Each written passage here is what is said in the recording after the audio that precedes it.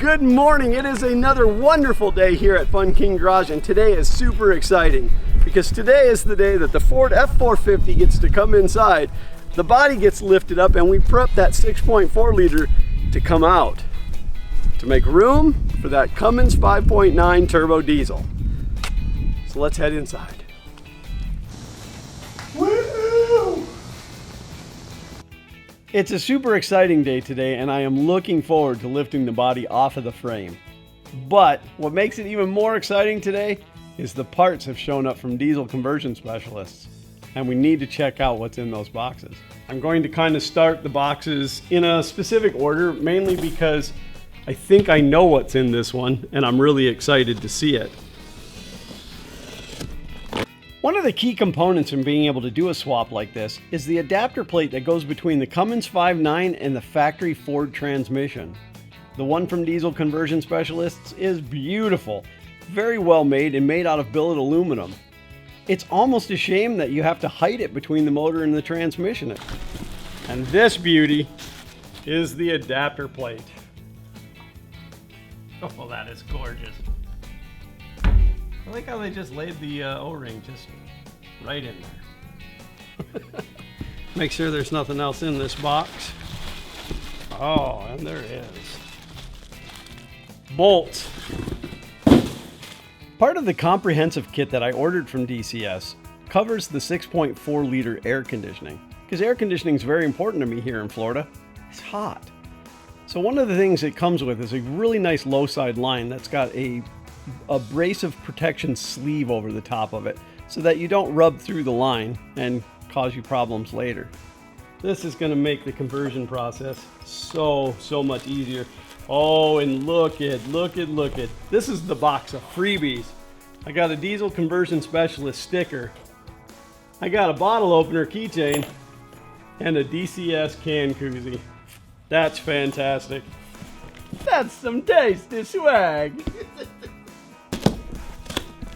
This box weighs in at like 42 pounds. There's going to be a lot of good stuff in this one. The engine mounts that are included in the DCS kit are beefy.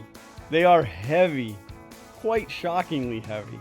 They're made out of 3/8 inch plate with beautiful welds. I have no doubt they're going to hold up for many years. Looks to be about 3/8 inch plate. Definitely built well, which is great news. Really nice packing job.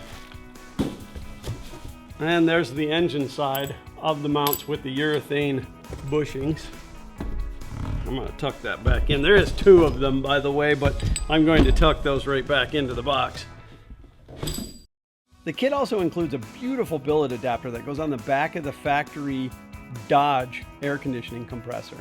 And it allows you to connect into the Ford system without having to make your own hoses or rig anything up. It works really well.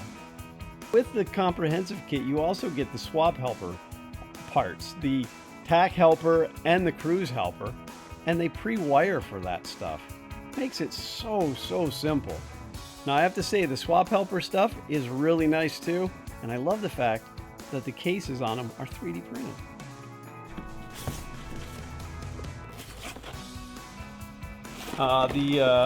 The pedal adapter for the gas pedal.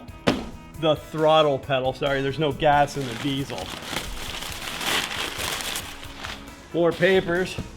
Wow, this box really is like Christmas. More heater hosing, some radiator hosing, hose clamps. When it comes to the transmission tuning, DCS actually recommends the SCTX4 tuner, which can be used both for engine and transmission, but in this case it's only going to be used for the transmission. I was a little hesitant at first to purchase it through DCS because SCT is actually located no more than about an hour away from me. But when I shopped it around, I couldn't find it at a better price anywhere else, so I went ahead and got it included in the comprehensive kit. That looks like power steering adapter. It's not labeled, but we'll figure that out. That's the other half of it. That's absolutely power steering. This mammoth intake tubing. It's gotta breathe, it's gotta breathe. Oh, they even threw me in a tumbler. But I'll tell you, if you're gonna do one of these swaps and you want it to be just a little easier, the comprehensive package from DCS is a fabulous way to go. They give you almost everything you need, and you still get to use your own little bit of creativity in there to make it fit your truck. This is the throttle pedal adapter, because I have the movable throttle pedal. And that is my brand new AFE Power air filter. So now, let's go lift the body.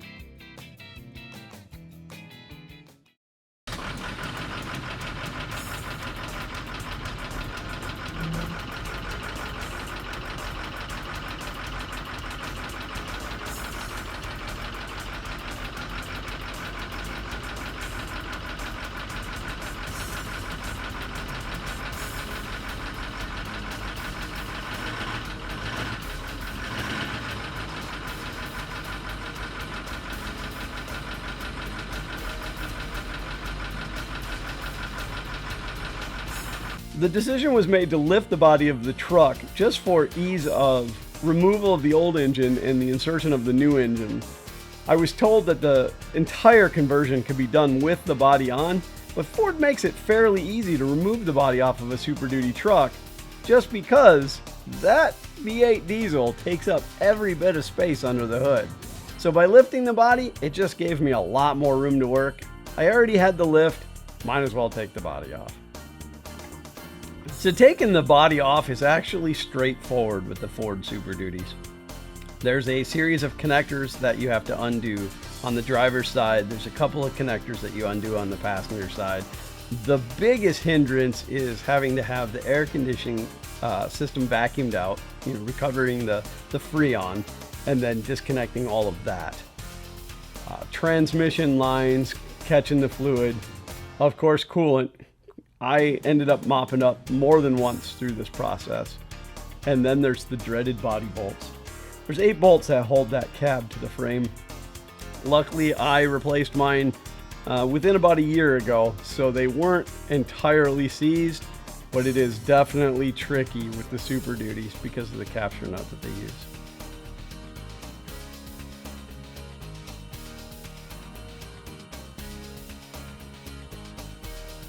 At Fun King Garage, we do put fun at the very high of the priority list, but sometimes beyond our control, the fun exits the building. This time, the fun exited when the GoPros all just kind of started acting up at the same time, and I lost a lot of footage of the disassembly before the body came off. But I've ordered a new camera, it has arrived, and I'm going to use it for the end of the video when we actually lift the body.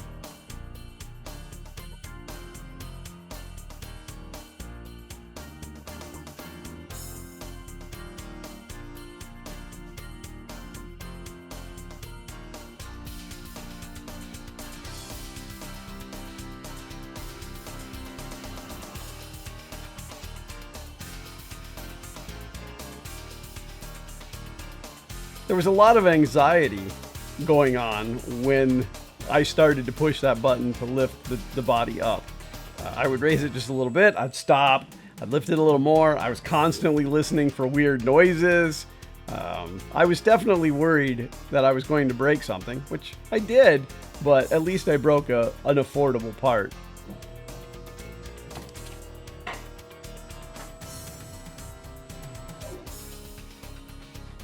So if you're going to lift the body off of a Super Duty, not so much with the crew cabs, but of course do it with the crew cab. It's definitely a good idea to run a ratchet strap through the back seat to the lift.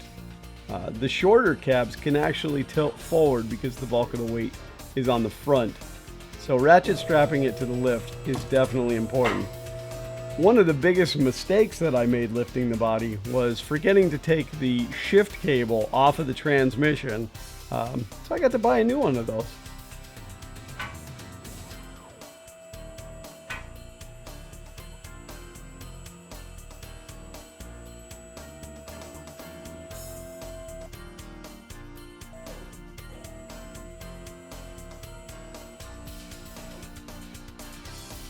Once the body was up on the lift as high as it could go, there was a sense of relief. I definitely made the right choice to get that cab up in the air. I could now see the engine from all sides. I can see the full transmission. I can see the frame rails where the fuel lines are going to have to go. I can get to the drive shaft when that time comes. It was definitely a good decision. Every day that I get to work on this project, it makes me more and more excited for the completion. I'm not looking for the project to be over because I'm thoroughly enjoying it, but I do look forward to getting the truck back on the road and seeing how it does with a Cummins under the hood. But that is going to wrap up this episode.